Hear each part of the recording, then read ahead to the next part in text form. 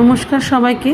আজকে আমি একটা শুক্তোর রান্না শেখাবো, তবে সেটা মাছ দিয়ে, এবং এটা কিন্তু ছোট মাছ দিয়ে। যেমন আমি বাটা মাছ নিয়েছি, আপনি চাইলে চারাপোনা, ছোট ছোট চারাপোনাও নিতে পারেন।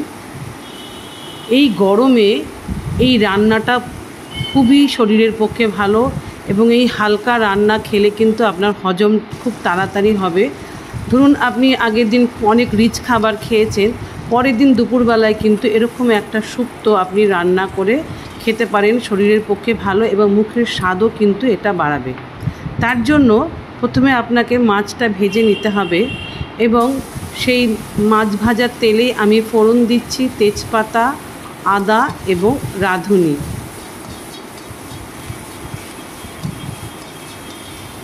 এবং তাদের অ্যাড করুন সবজির মধ্যে আমি নিয়েছি কাঁচকলা, পেঁপে, উচ্ছে, আলু, বেগুন, ঝিঙে এবং পটল। এইভাবে ছোট ছোট করে সবজিগুলো কেটে নিন। কেটে একটু সাঁতলে তার মধ্যে প্রয়োজন মতন দিন নুন এবং হলুদ। যারা আমার রান্নার ভিডিও দেখেন তারা জানেন যে রোজকার ঘরোয়া রান্নায় কিন্তু আমি তেল ব্যবহার করি না। আপনি যদি দীর্ঘদিন সুস্থ থাকতে চান, তবে আমি অবশ্যই বলবো যে আপনি রোজকার রান্নায় বেশি তেল খাওয়া অ্যাভয়েড করুন।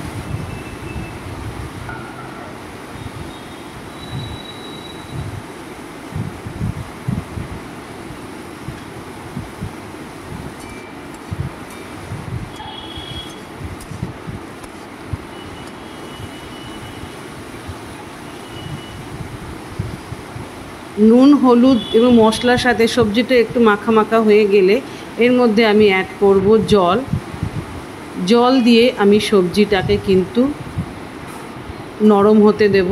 একটু ঝোলটা ফুটে এলেই আপনি ঢেকে দিন যাতে, এবং গ্যাসের ফ্লেমটা কমিয়ে দিন যাতে সবজিটা নরম হয়ে যায়। 5 মিনিট পর ফিরে এলাম।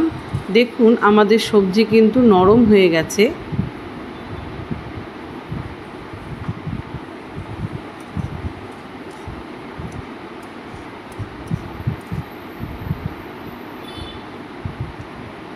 শুক্তো কিন্তু আমরা অনেকভাবেই খাই, নিরামিষ খাই, অনেকে ডালের বড়ি দিয়ে করেন, কিন্তু এইভাবে মাছ দিয়ে শুক্তো করে খেলে কিন্তু আপনি দেখবেন আপনার মুখের স্বাদ কিন্তু পাল্টাবে। এই তেতো রান্না কিন্তু মুখের স্বাদকে বাড়িয়ে তোলে। অনেকেই খেতে চান না, শুক্তো পছন্দ করেন না, কিন্তু তবু আমি বলবো যে আপনি যদি শরীর সুস্থ থাকতে চান, শরীরকে ভালো রাখতে চান, তবে মাঝে মাঝে এই গরমে কিন্তু এরকম পাতলা মাছের শুক্তো আপনি রোজকার রান্নায় রাখতে পারেন, তাতে আপনার উপকারী হবে। তরকারির ঝোলটা শুকিয়ে গেলে এবার আমি এর মধ্যে আবারও পরিমাণ মতন জল দেব, কারণ এই শুক্তোটায় কিন্তু ঝোল থাকে। এবং আপনি ভেজে রাখা মাছটা এবার এর সঙ্গে অ্যাড করে দিন। ঝোলটা ফুটে এলে এর মধ্যে আমি সামান্য চিনি দেব।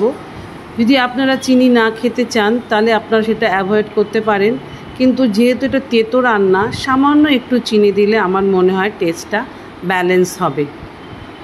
এইভাবে দুপুরবেলার গরমে আপনি বাড়িতে রান্না করে খান এরকম শুক্তো।